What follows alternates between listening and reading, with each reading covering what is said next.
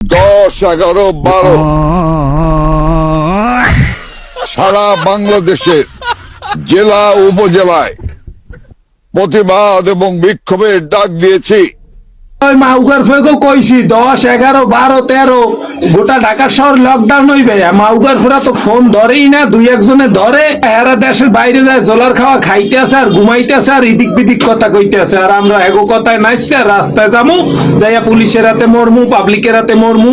অত বলদ মোরা না করে বুঝাইয়া কইছি যে সারা বাংলাদেশে জেলা উপজেলায় তোরা তোর বাড়ি থেকেই আন্দোলন কর। মনে আমি গড়তে নামবো না, কেনুর ভয় তো সবাইরই আছে।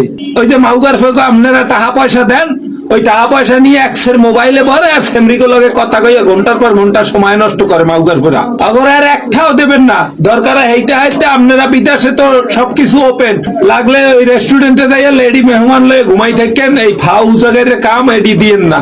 কত বুঝাইয়া কইলাম, কত ভাবে ডাকলাম যে তোরা রাজপথে আয়, নেতা ডাক দেছে, লগি বইটা হাতে লইয়া একা দামু না, এখন আমাকে রিক্সা লাগো কেন খাওয়া বাই আছে, হেডু খাওয়াইবে নেতারা।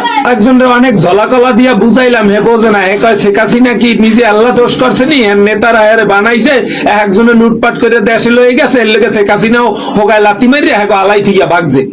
ওই বালালাইতে এই চালটা মালটা দিয়া কোনো কাম হইবে না, এগুলো দিয়ে চলবো না। আমরা লইয়া আমরা সবাই দেশে আন, ধরে মাতা আমনেগো পক্ষ হইয়া আমি ভরা দিল্লি টোনের টিম লড়মু, কোনো অসুবিধা নাই, কেনু যদ্দুর খাওয়া লাগে সব এল্লা খামু।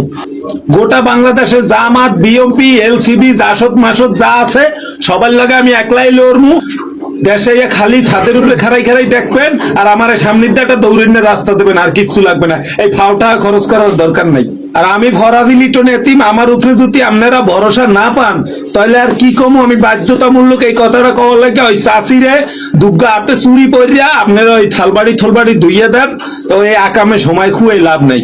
এ মাউগার ফেরা খাইবে খালি টাকা পয়সা, রাজপথে আইবেই তো না, কম্বল মুড়া দিয়ে ঘুমাইবে। আবার শীতে এমনি একটু কম্বলের ধরা ছোঁয়া লাগে, এটা মানা হারা যাবে না। প্রত্যেকটা মানুষের একটা নিজস্ব স্বাধীনতা আছে, লাগবেই, দেওয়াই লাগবে। ওই বাংলাদেশে কোনো আওয়ামী লীগের রাজনীতি লাগবে না, যে টাকা নেওয়ার হেতন নিয়েছেনি ওই টাকা দিয়ে ওই বাংলাদেশে এখন শীতের সময় ফুলকপি উঠবে আনে, মূলা উঠবে আনে, আলু, টমেটো, বেগুন এইগুলোর কার্গো বিমান ভরিয়া বিদেশে নেন, নিয়ে চাষিরে একটা ভালো একটা শোরুম দিয়ে দেন, সাপ্লাই দেন, এই রাজনীতির ডবল টাকা উঠবে, হালাল পথে টাকা কামাম, আর কোনো কথা নাই।